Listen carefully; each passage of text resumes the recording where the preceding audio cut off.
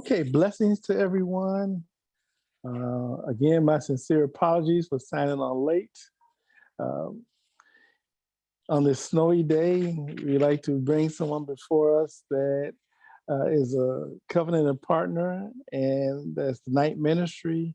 And I'd like to bring on Reverend David Wywialowski as he kind of shares with us some of the challenges and some of the things that go on with the night ministry. So David, without any further ado. Thank you very much. Good afternoon, everybody. And do I have ability to share? I will in a Okay, few seconds. Great, thank you. Hey, I see some old friends here. Hey, Rick and Wayne and Roger.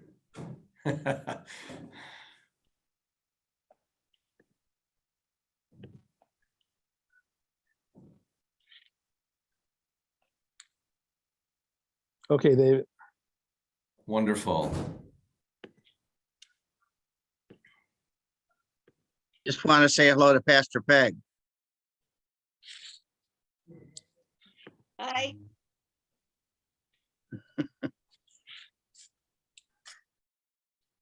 All right, everyone can see the slides okay there, the first slide? Yes, sir, let's go. Very good.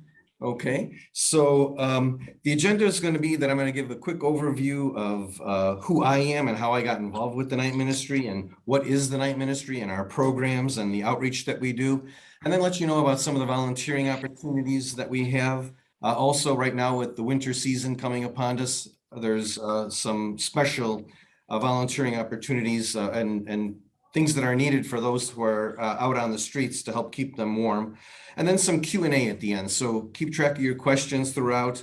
It's the first time I'm doing something like this, so that if there's a question in the chat, I'll try to maybe respond as we're going through the PowerPoint. But if it's at the end, I'll definitely get to questions at the end then. And again, thank you everybody for being here today. So this is the Night Ministry's mission statement.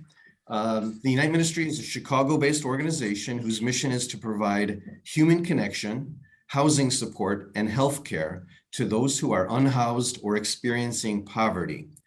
With an open heart, we compassionately accept each individual as they are and work alongside them to advocate for their immediate physical, emotional, and social needs while affirming our shared humanity. Anybody recognize the fella there on the left side of the screen? You can unmute yourself and yell out if you know who that is. Tom Behrens. Yes, Tom Behrens. So Tom Behrens was the first employee of the night ministry way back in 1976. Next slide talks about him there a little bit here. In 1976, a coalition of diverse Northside congregations hired Reverend Tom Behrens to reach out to people where they gather at night in response to the isolation, despair, and homelessness among the individuals that were seen on the streets. He started in Lakeview, Boys Town.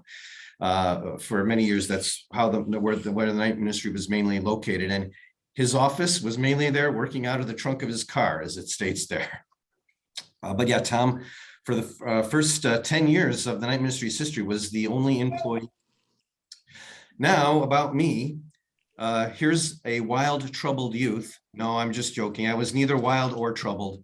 Wow. Maybe a little troubled. Anyway, but the picture on the right, in 1993, I was at the Gay Rights March on Washington, D.C. I was working at the Chicago Symphony Orchestra. I'm sorry, I was working with Dean Witter at the Chicago Mercantile Exchange at that time. And the picture on the right was, I think, 96. That was in Alaska. And I was working, that's when I was working at the Chicago Symphony Orchestra. I was there for about 5 years. And I was just discerning, like, what do I really want to do with my life? I was just trying to find where I fit in. And that's when I decided to go to seminary. And the picture here on the left is me graduating seminary. I wish I had a better picture because that person standing there holding the bulletin almost blocking my face, but that was me graduating seminary. And then the other pictures there are my early years at the night ministry. The picture in the upper middle is me with one of our longtime volunteers. She since has moved away, but she used to volunteer on the bus, and we're holding coffee and sugar containers there as we provided coffee on the nighttime streets as we, talked to people, provided healthcare and pastoral care. And The picture on the lower right, we participate in various parades. So that particular parade, it was the Puerto Rican Day Parade. So again, communities that we're in, we really try to be connected and be involved.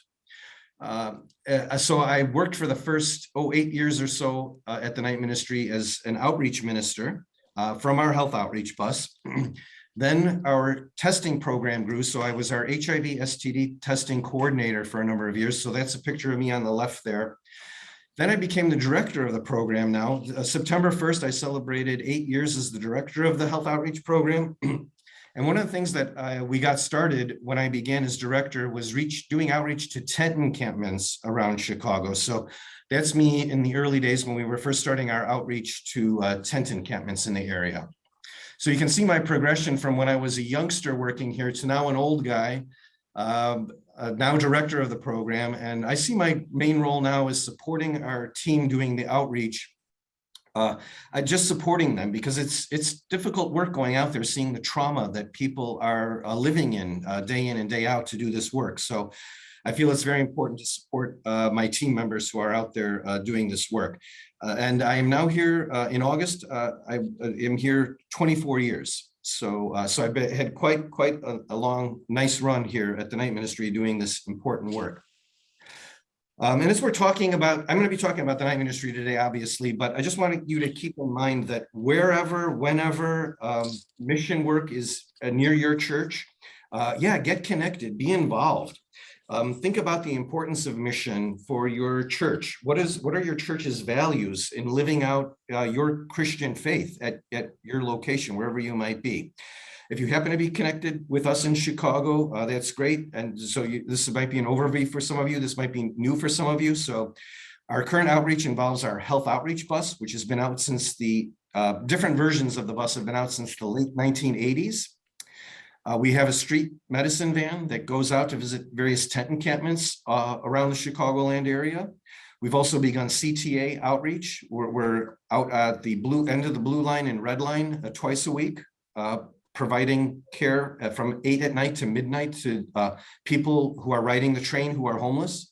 We also, I'm not going to go into this today, but just want to mention we also have our healthcare staff do outreach at the airport at O'Hare, because there's a number of people who are homeless who hang out there. And there's another agency that is actually out there every day of the week, but they don't have healthcare. So our nurse practitioners go out there and provide healthcare also to the homeless at the airport.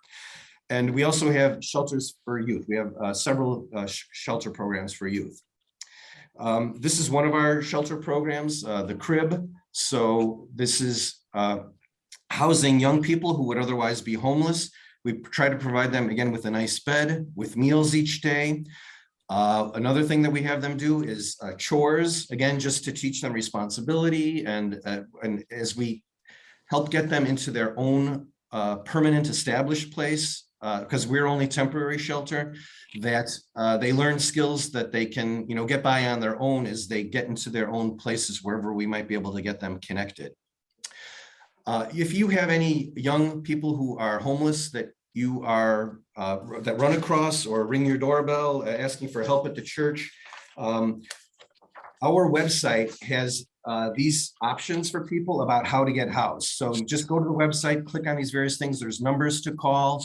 So depending on what the specific need is, there's going to be an opportunity for you. I think this is one of the links that I dropped into the chat at the beginning. If need be, if people are joining late and missed what I dropped into the chat, I'll try to enter that again. But again, lots of opportunity for young people to get help if they need it, or if you're an adult and you need help too. So again, a great resources about services that we provide on our website. Something else I do here is I supervise clinical pastoral education students. I personally went through the urban CPE program with Barbara Sheehan when I was in seminary. So I graduated CTS, Chicago Theological Seminary. If anybody doesn't know, I think everybody here would know, 99, June of 99. And and I had gone through the Acts Urban CPE program then at that time. So this is a book that I use with the Christian students that I'm with. Sometimes there are students that are not Christians, so we'll adapt and we'll get something different for them. But for any of the Christian students in CPE that I'm supervising, I highly recommend this book and also its companion, the study guide, that has lots of great reflection questions. So I use this with students. And just to make this interesting today, I'm going to pepper a few questions into the presentation today to give you all some food for thought, and for yourself, if talking with people at your church about mission work that you might be doing. And if you want to do this as maybe in a Lenten devotional study, a group study, this is a great book for that also. Here's one of the questions, a couple of the questions.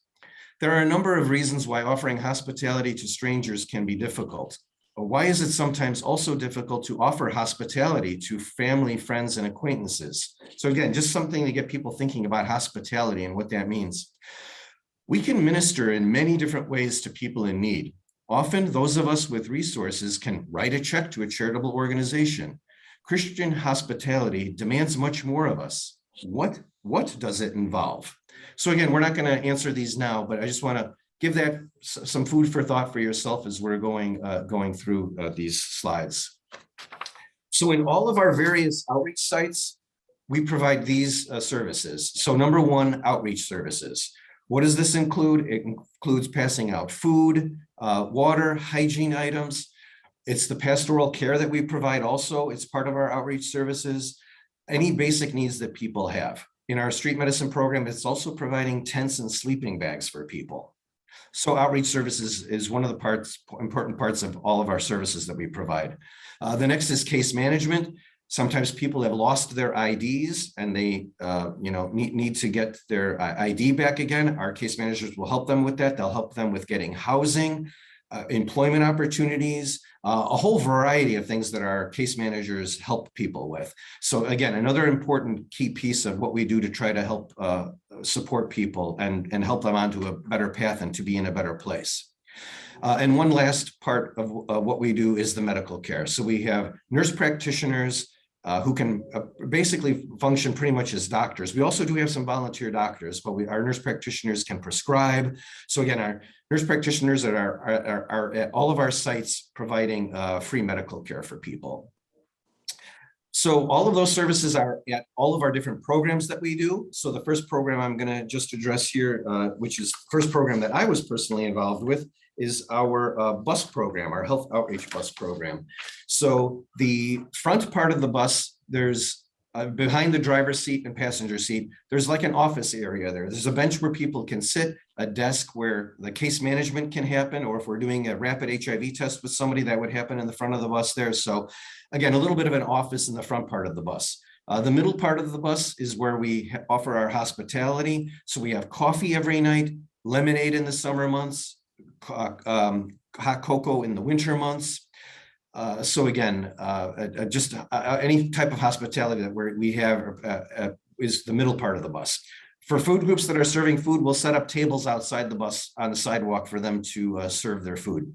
The back part of the bus is where the nurse's office is at. So it's a professional looking medical office back there. So that's where the nurse practitioners provide the free healthcare that we offer.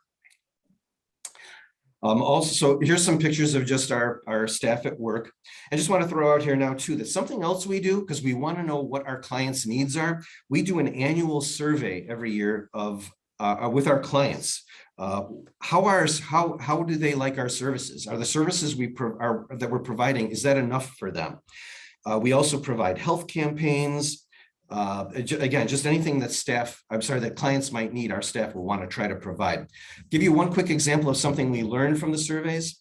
We used to go to South Shore and New City and Inglewood area later in the evening. We found out that those were some of our hungriest stops. People, when we would visit them with their neighborhood, some of the folks had not even eaten at all that day. So we moved those stops to be earlier, so that the food could get to the people who need it. So again, just an example of how we try to work with our clients and learn more about how we can do better.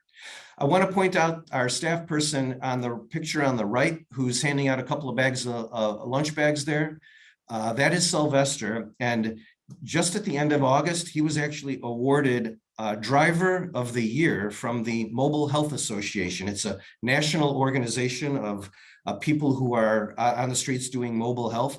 And he was the person who received the award this year for Driver of the Year, not only for his driving record, which is a clean record, but also how he helps participate in the outreach and work with our clients. So it was an honor for us to have our bus program recognized just a few months ago with Sylvester winning Driver of the Year. Here is our bus schedule, by the way. So we're out every day except for Friday. Friday is the day that we try to get maintenance work done and that sort of thing, clean the bus thoroughly, etc. Deeper clean on that day. Saturdays right now, we're visiting tent encampments. This is something new we're trying, which is why it says trial route there. But then you can see the other days of the week. We're out at Pilsen, Humboldt Park, South Shore, at the CTA, 95th Dan Ryan, New City, Roseland. So again, we get to various parts of the city with our bus program, and we have a set schedule with this program because we want people to know when and where to find us. We try to be out there when other social services are closed. So that's why we're more like late afternoon, evening hours, so that people, if they do need something and a place that they might usually go is closed, they can come to us for services. So that is our bus program. The next program is our street medicine program. So this is a program that started because we realized we were not reaching our homeless clients we weren't not reaching everybody that we wanted to reach with just the bus program. So what the van does, and this is our current street medicine team right now. So they're out 6 days a week also. I think the only day they're not out is Sunday.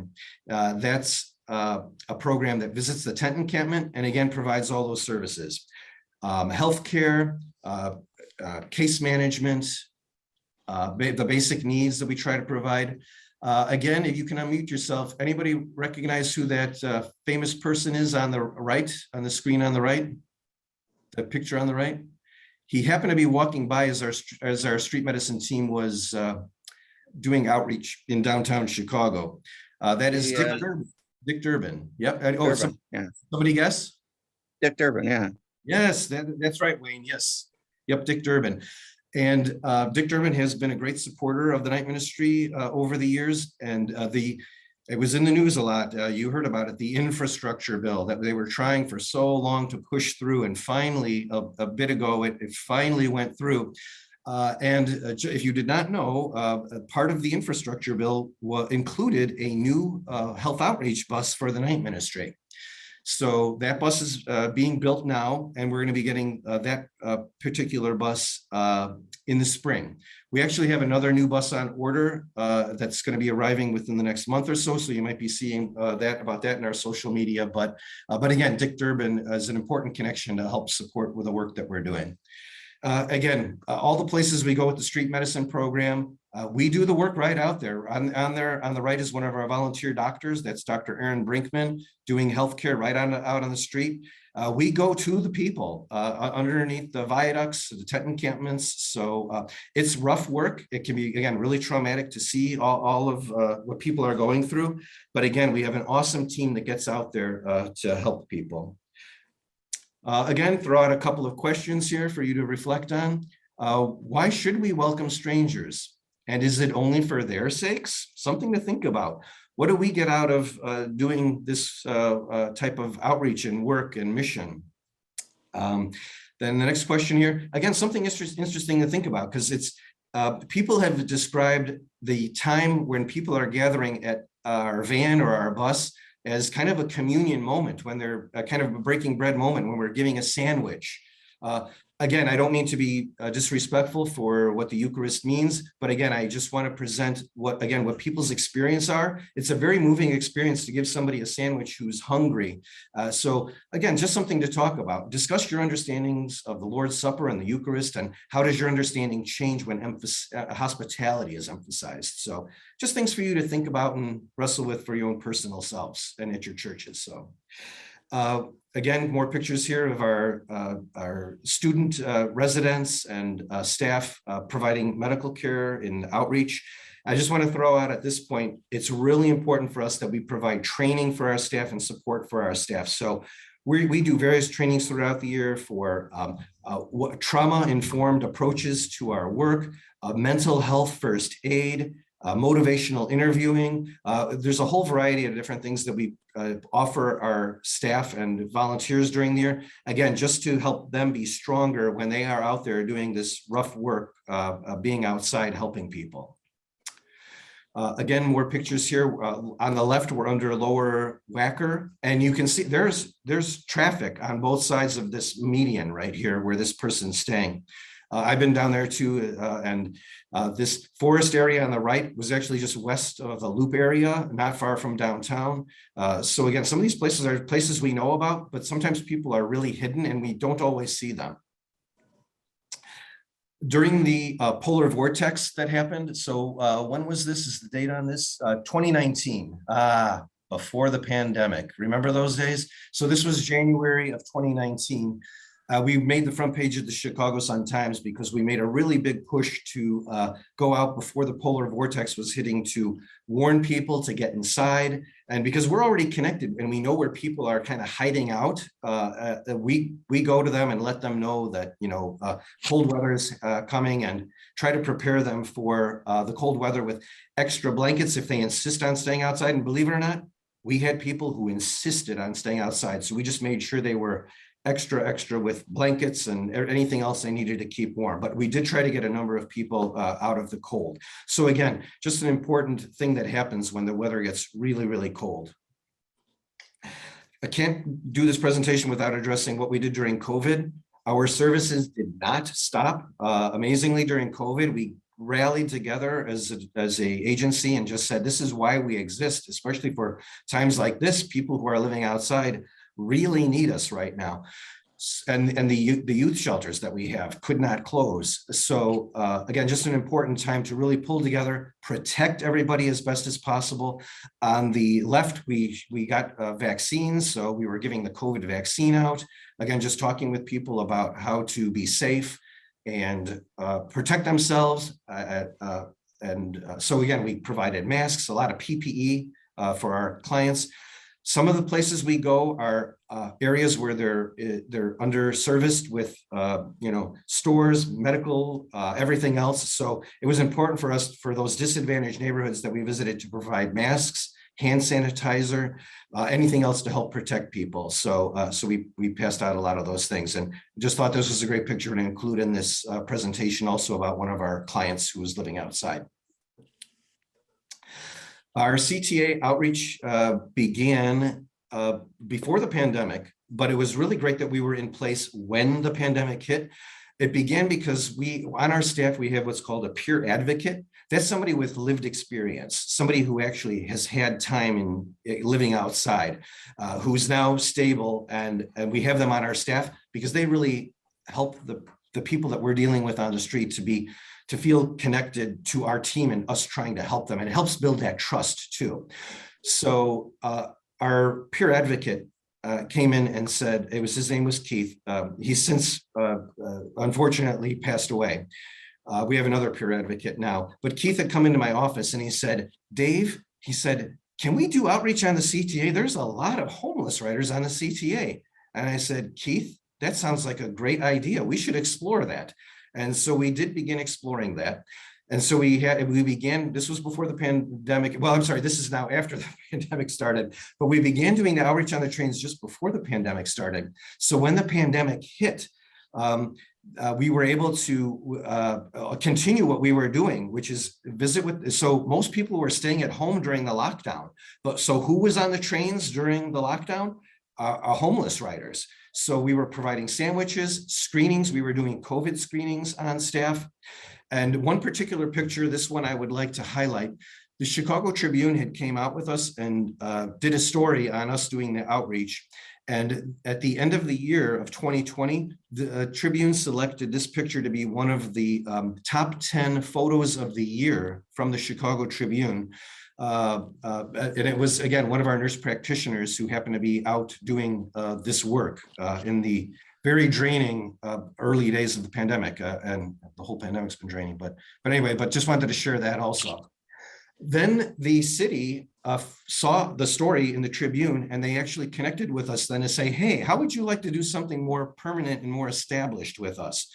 And we were like totally on board with that. So on Wednesday nights, we're at the end of the line at Howard for the red line, and Thursday nights, we're at the opposite end of the blue line in Forest Park, providing services. So the picture on the left is us providing the food and the other services that we provide. Picture on the right, you can see the blue screen there. That's our nurse practitioner providing healthcare. It's not entirely private, but we try to block it off with some privacy so that the nurse practitioner can see clients there.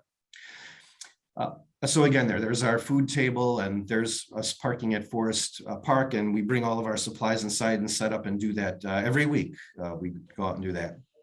I just want to recognize that recently our CTA outreach received a couple of awards. From the on the left, it's the Innovation Award from the Illinois Association of Free and Charitable Clinics. We actually got this particular award. I just took this picture this morning. We just got this award actually on Monday this week. They awarded us that. And then back a month or two ago, we received from the Health and Medicine Policy Research Group, again, for our innovation with our CTA program, the work that we're doing on the CTA. So, and again, recognizing our innovation, seeing a need and addressing it. Want to throw it out there too. People think animals are cute. I do. We have a dog, Buddy, but we provide veterinary care now also. A longtime friend of my husband is there on the right picture. That's a veterinarian. Her name is Stacy. She and Don go back, oh my gosh, 30 years or so. And so when she heard about our work we were doing, and I happened to say, you know, some of them have pets also, she said, well, can she start coming out to provide free veterinary care?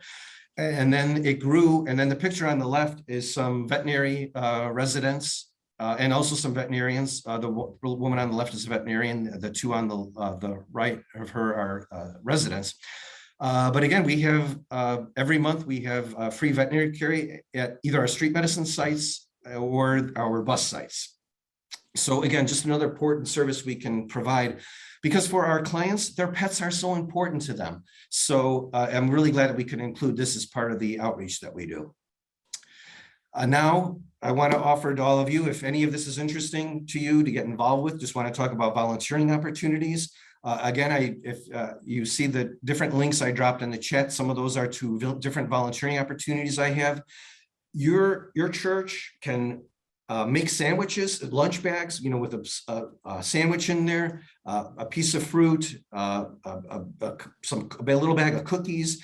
Our volunteering group has the recipe for a good lunch bag that's available for you on the site. But putting those together and signing up with our group, scheduling it, we don't want to get hit with all these at once. So that's why we ask that you schedule through our department that handles scheduling this.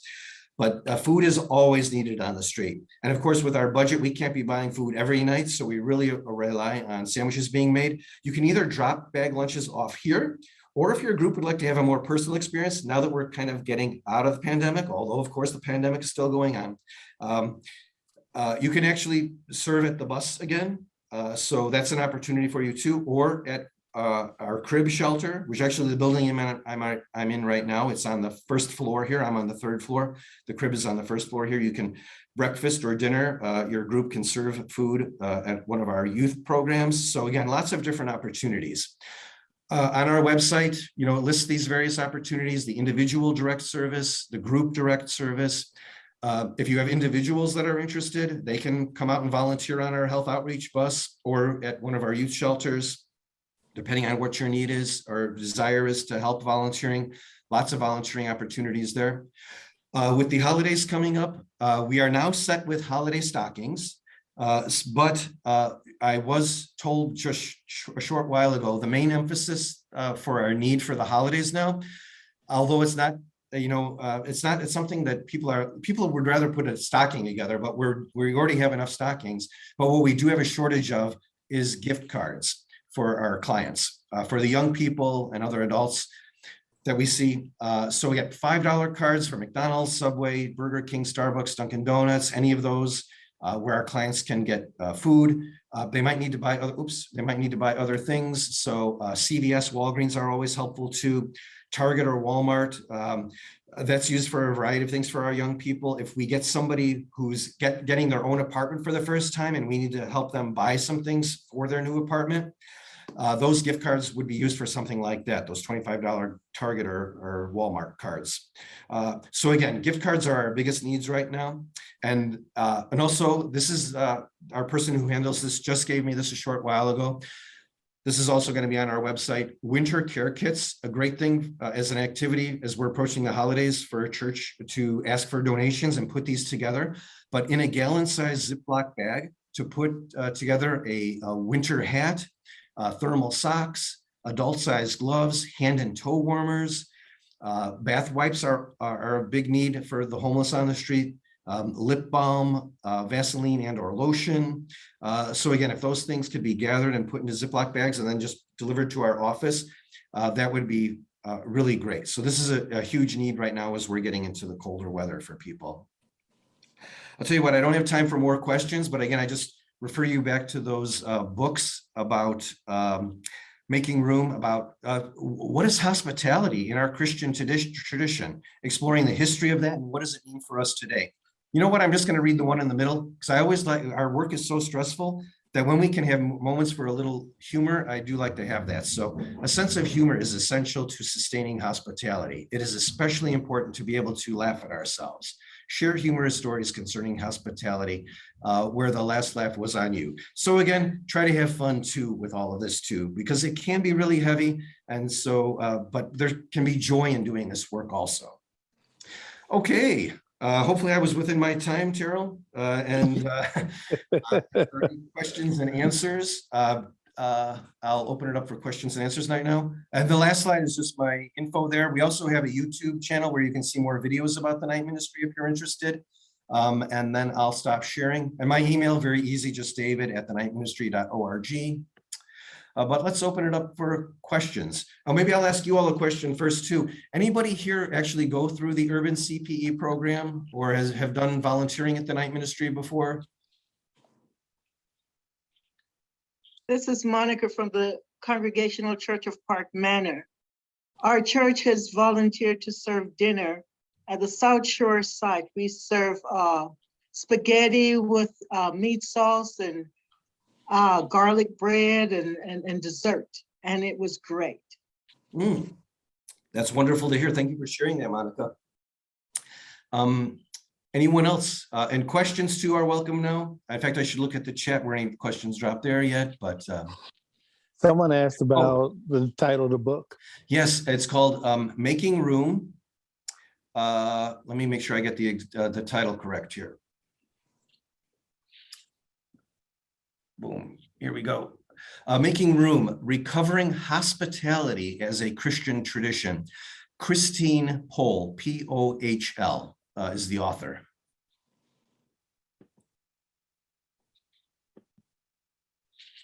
David, that was fantastic, man. Oh, thank you. I was told 20 to 30 minutes and I tried to Dude, that was absolutely fantastic. What do you all do to debrief? I mean, you're there on the street all the time.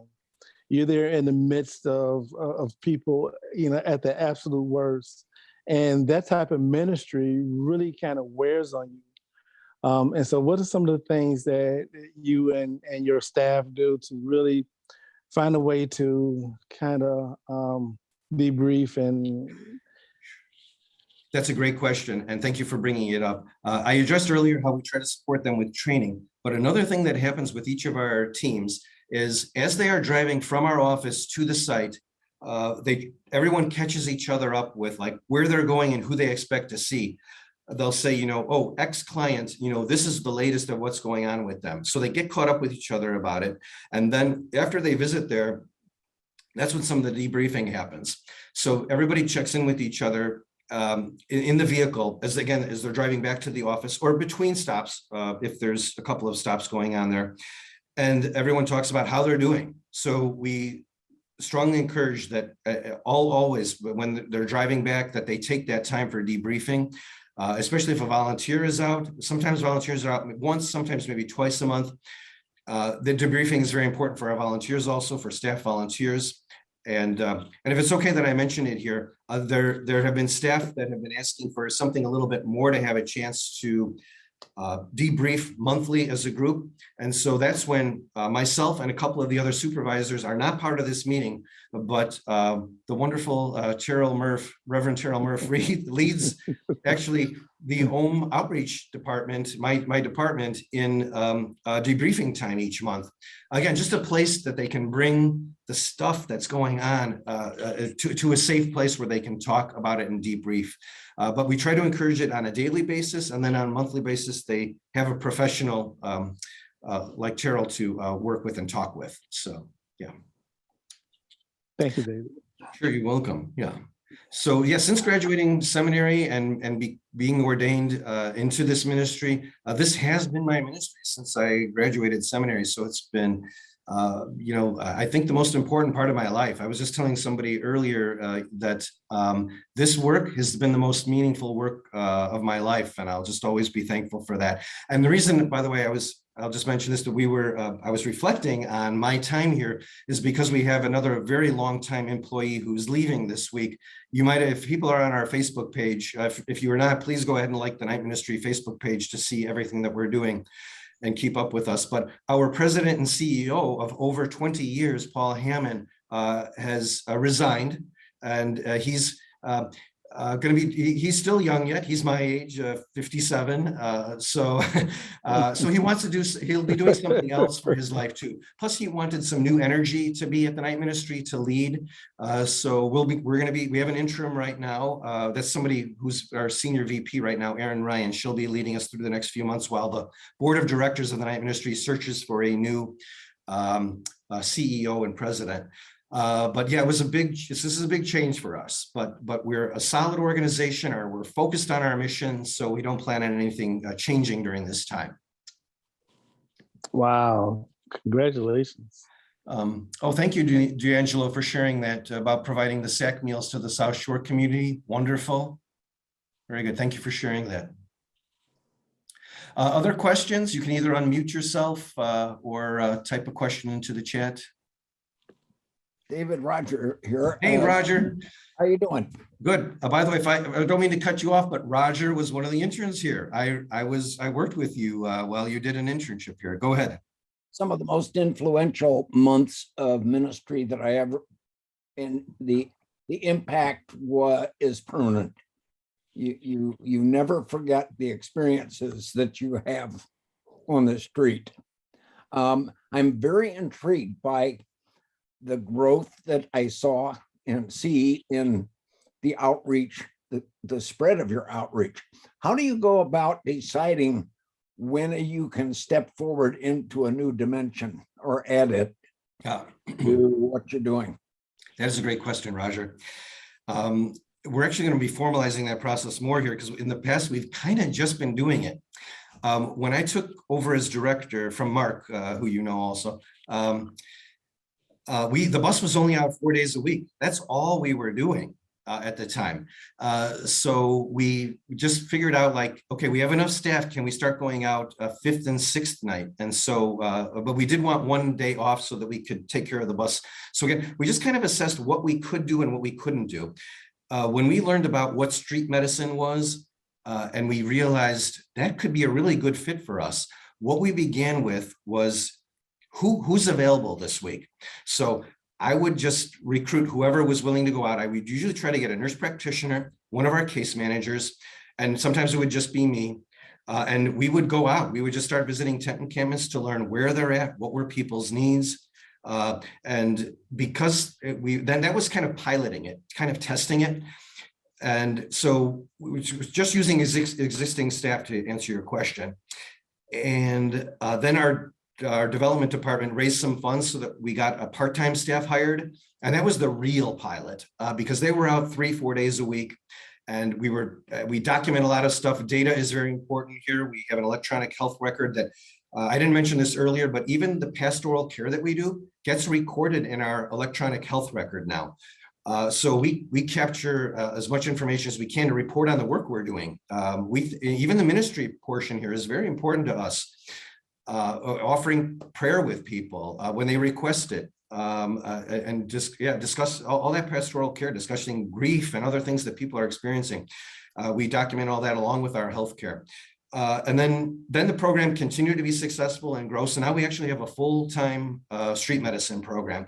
So it's kind of like testing the waters. We did the same thing with CTA, kind of tested it. Who's available this week to ride on the train?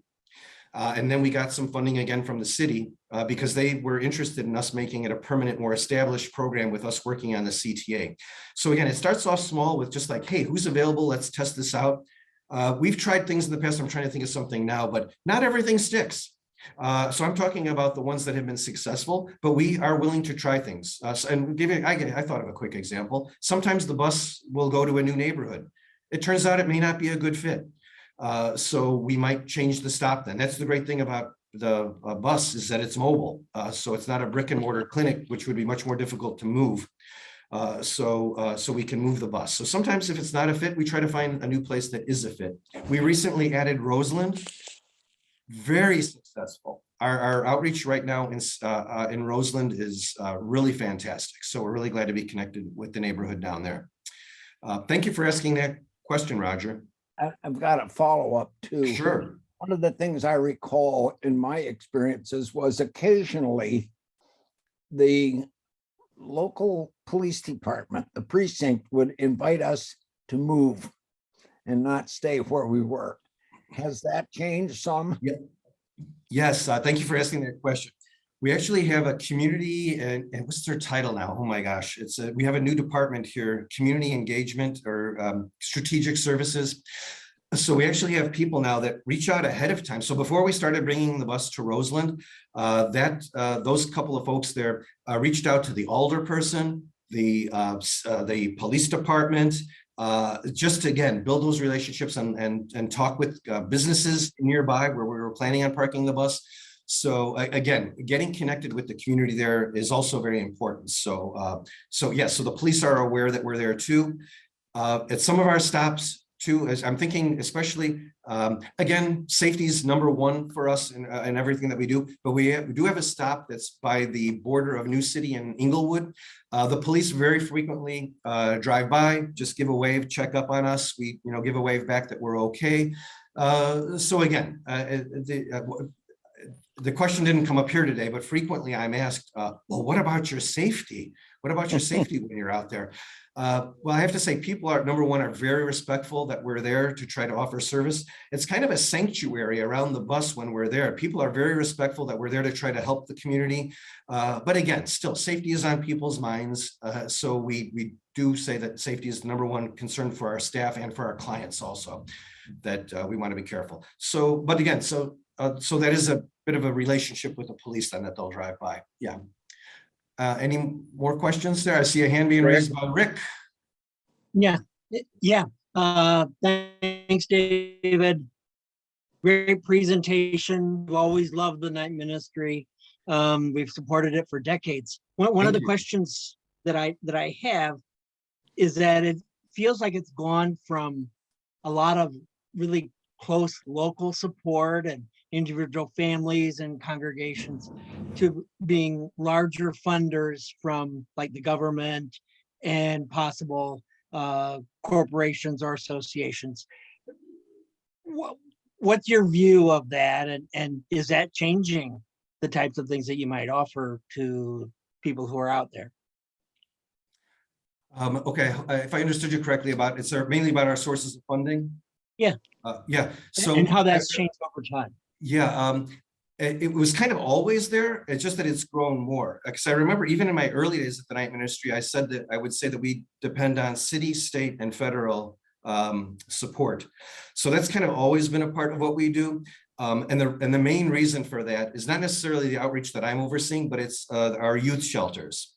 that's a lot of the funding comes from city, state, and federal for that. Although, but it has changed and grown over the years. As I was saying, like what Dick Durbin was able to help advocate for the night ministry to get funding for another health outreach bus coming from these federal dollars. That was a very nice new plus.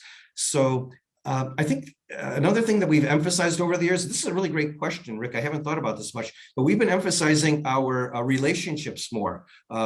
Number one with our clients, but also others who are interested in helping support how we're trying to do this work. That's why since I've been director now 8 years, we've gone from just having the bus out 4 nights a week to now having the bus out 6 nights a week, plus a street medicine program out 6 days a week, and a CTA outreach program that's out reaching the homeless riders on the CTA. It's all because, again, these other partnerships we have that we get the support. So, but we still rely very much on individual support, the church support. I mean, the majority of our food that we get, the donations of the food for our clients are from church groups. So that's still very important to us, all those relationships, yes. Did I miss anything with your question, Rick, or did that answer it? Well, you completely answered it. Thank you. I am wondering whether it gets more and more supportive by the government, relationship wise. And actually a more philosophical question. Sure. That's a good question. And I've heard other higher people above me here answer this question in a way that I'll give you that answer now, which is it's always been kind of our way to be very diversified, from a variety of sources, so that because at the beginning of the pandemic, many nonprofits closed because they were relying, say, like on one funding stream. And if that funding stream dried up, because a lot of money went for like helping COVID situations, their funding streams dried up and they had to close. So I think we just have this perspective of just trying to be as diverse as possible. Anyone who wants to be along for this ride to try to help people who are most in need in our world, hop on board. So you've done a great job over time, and we're really sorry to see Paul retire. But we also know that you're going to have a great future. Yes, thank you. So one of the things we're trying to emphasize is that as wonderful as Paul was, he's not the agency, but he was very important in leading the agency, that we're still all here. We're still all committed to doing the work. And he wants us to continue the work, obviously. But yeah, it was time he was ready for a change after more than 20 years in a very stressful role, I must say. Yeah, and I saw him. I was here when Tom Behrens was the president, and so I saw Paul come on board. And now, it's difficult to say goodbye now. Yeah, there were some tears shed this past week. Yes. I know we're getting near our time. Is there anything else that happens with the meeting, or is it okay to take another question or two? Yeah, let's take another question. I think Mark, did you want to ask a question? Yeah, I was just curious. You mentioned quite a bit about COVID and testing, and I was wondering in 2 ways, both about relative incidence of positives and what aid you were able to give to those who did test positive. Oh, sure. We had a limited number of tests for our clients. And if somebody tested positive, we would get them to, and I'm sorry, the language is escaping me right now, but I'll just describe what it was. But the city had a special COVID housing set up that they could be isolated. So we would work with getting them transported to that location. But I do have to say, we did not have very many COVID positives. We educated the clients that we see. We were expecting much more because we thought if there's a tent encampment of say 5 or 6 tents and somebody gets COVID and it spreads amongst them, it could be a really bad situation. But because so many people were isolating and people were staying away from each other, surprisingly, or maybe not surprisingly, many of our clients avoided getting COVID. But for those that did, there was a plan in place to get them into special housing till they got better. And of course, the vaccine, we encouraged the vaccine for all of our clients also, and that became available. But did that answer your question, Mark? Yep. Okay, great. Thank you. Okay, any other last questions? Well, I've really enjoyed being here today to share this work with you all again, because like I say, really feel in my heart, this is the most important work of my life, being here. So it's an honor and a privilege here. I don't take it for granted any day, what we're doing here. And it's a privilege to be here. So I thank you for the opportunity to share about the work. Thank you, David, for all you do. Sure. Thank you. Okay. Thank you, David. Critical ministry. Street Thank ministry you. is really, really, really critical to the life of people. So thank you for all you do. Thank you for the night ministry. And thank you for sharing a little bit of time with us and just helping us to understand more fully night ministry. And we look to have people volunteer to make Yes, sandwiches yes. and do whatever we need to do. Yes. And everybody has those links now if you are interested. Do I need to repost it for anybody, or did everybody see that if you want to see it? Okay. I'm All assuming right. you all got it then. Great. Thank you, David. Blessings to you. Thank you. And blessings to you all. We won't be meeting next Wednesday due to the holiday. So happy Thanksgiving to you all. We Happy will meet Thanksgiving. afterwards on the 30th, and we'll hear from our conference minister, the illustrious Molly Carlson, as she shares an update with us. So blessings to you all. Happy holiday. Enjoy your family, and look to see you on the 30th. Blessings, everyone. Safe travels if you're going to be traveling. Yes. Take care, everybody.